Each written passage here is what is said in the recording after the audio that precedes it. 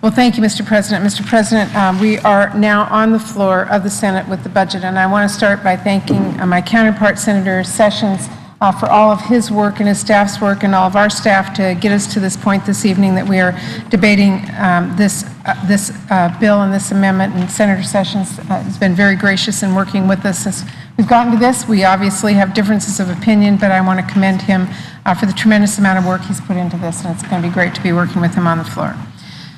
Mr. President, when I go back home to Washington State, my constituents tell me that they are sick and tired of the gridlock and dysfunction here in Washington, D.C.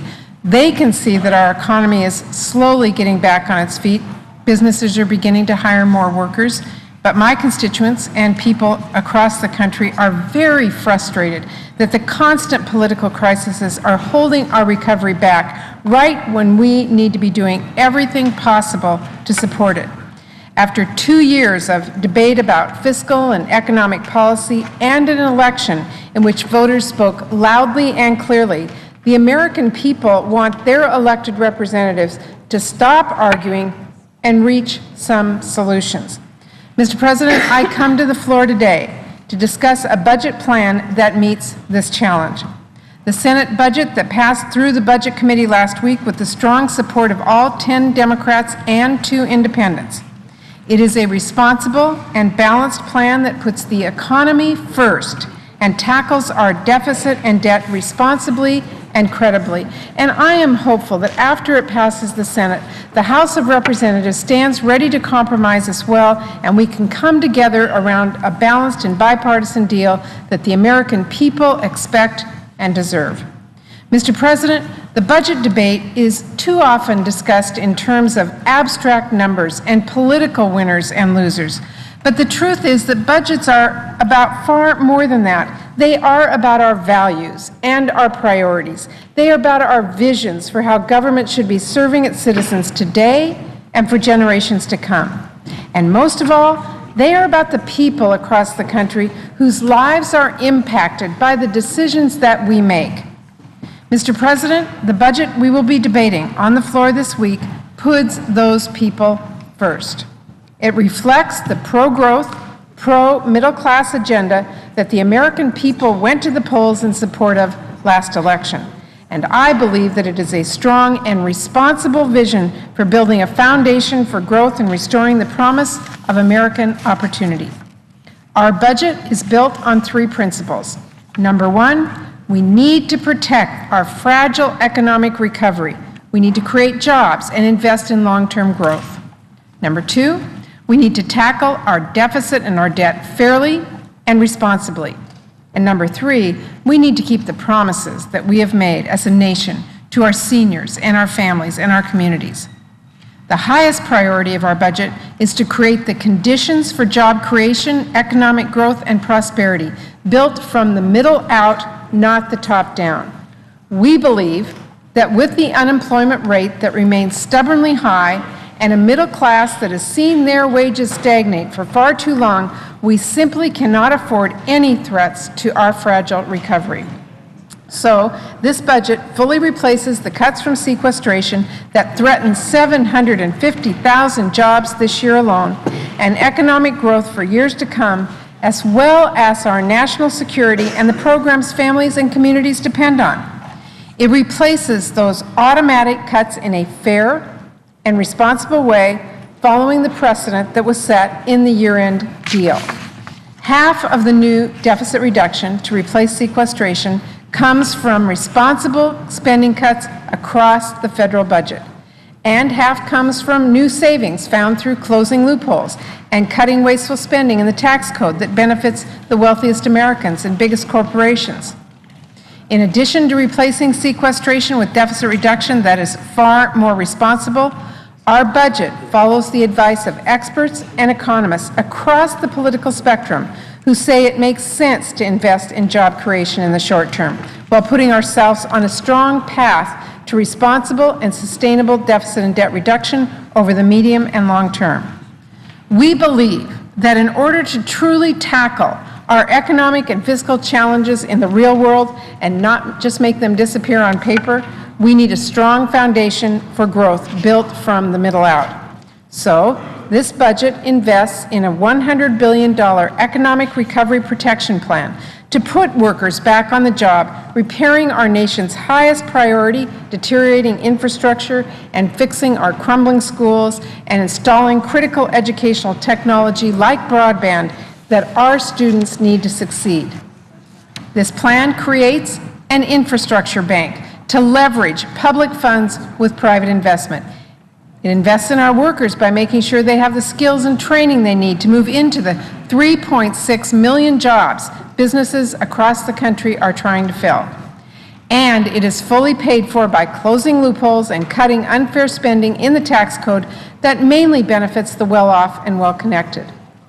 Our budget also makes sure we are not reducing our fiscal deficit while increasing our deficits in education and skills and infrastructure and innovation.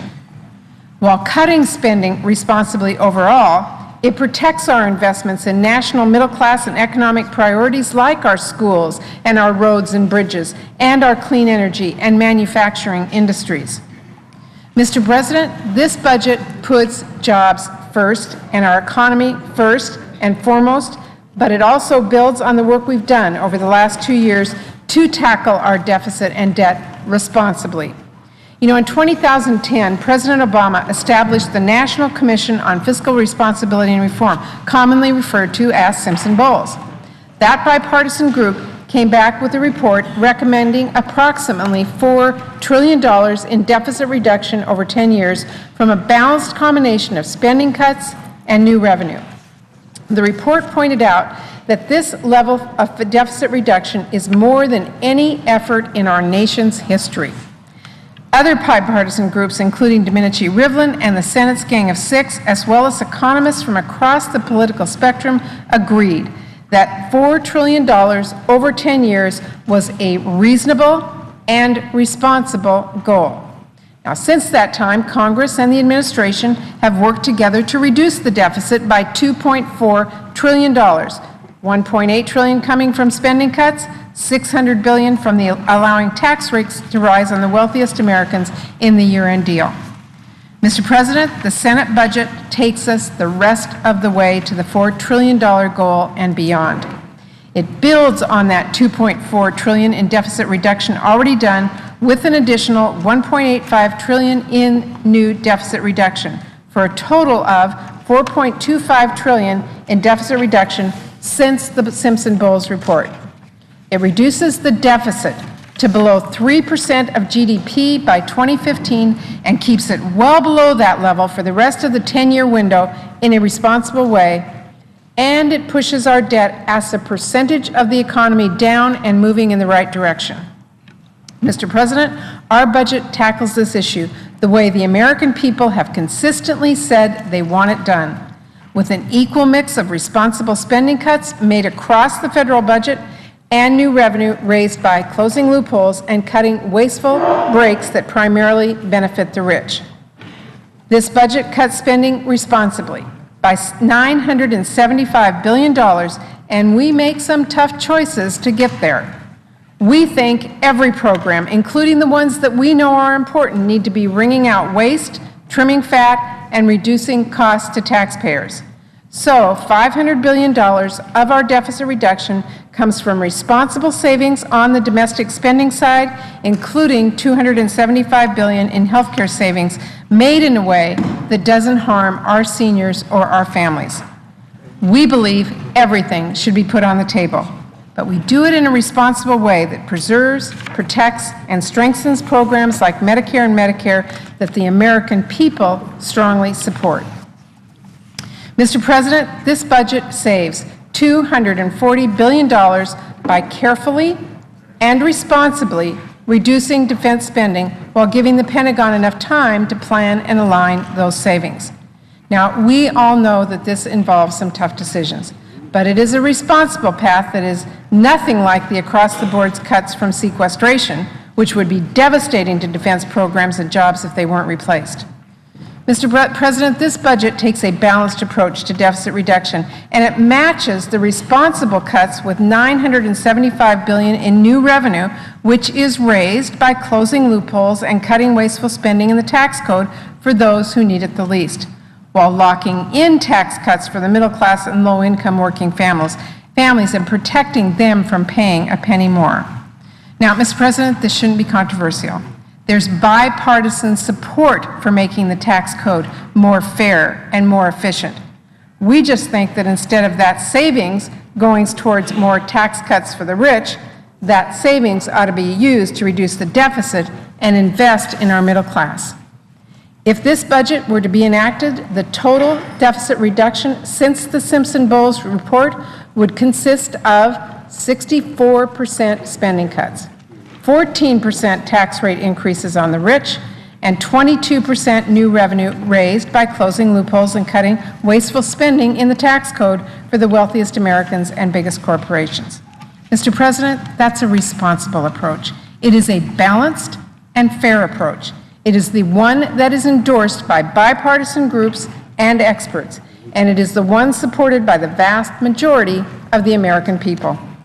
Mr. President, in addition to investing in jobs and economic growth and tackling our deficit and debt responsibly, this budget also keeps the promises that we have made to our seniors, to our families, to our veterans, and to our communities. We think Medicare should be protected and preserved for our children and our grandchildren, and we absolutely reject calls to dismantle or privatize Medicare by voucherizing it. Mr. President, the House Republican budget being considered this week could also repeal the health care law and increase the cost of care to our seniors, throw students off of their parents' plans, cause tens of millions more Americans to be uninsured, and put the insurance companies back in charge of patients' care. Our budget rejects that approach, and it builds on the health care law to continue reducing costs responsibly, increasing efficiencies, and improving care. Our budget also maintains the key principle that every other bipartisan group has maintained, but that has been rejected by the House Republicans. We don't think the burden of deficit reduction should be unfairly borne by the most vulnerable children and families who have already sacrificed so much. Everyone in America needs to be a part of this solution, but the House Republican approach would shred the safety net that has offered a hand up to millions of families across America, including my own when we needed it, and Mr. President, we reject that approach. The budget we are considering this week also makes the investments we need to keep our military strong, to protect our communities and environment, and uphold the sacred commitment that we have made to our veterans. Mr. President, I believe that our budget reflects the values and priorities of the vast majority of families across our country.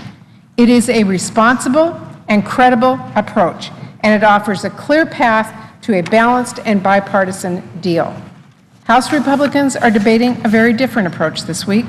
The proposal that passed through their budget committee would be devastating for our economic recovery and threaten millions of jobs. It would make extreme cuts to the investments in infrastructure and education and innovation that we need right now to lay down a strong foundation for a broad-based economic growth.